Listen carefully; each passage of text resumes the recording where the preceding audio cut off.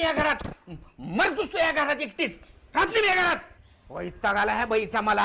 अरे दादा, रोज उठून त्या वहिनीला बडबडत असतोस, त्या बिचारीला मनाला कसं वाटत असेल?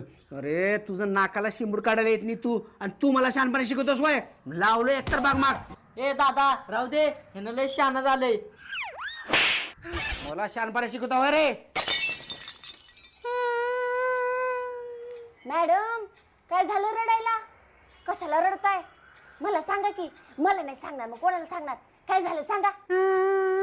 शांता, तुला काय सांगू, या माणसाचं कोणत्या तर बाईसोबत 100% लफडं चालू आहे. मॅडम असं होऊ शकत नाही. साहेब मला धोका देऊ शकत नाही.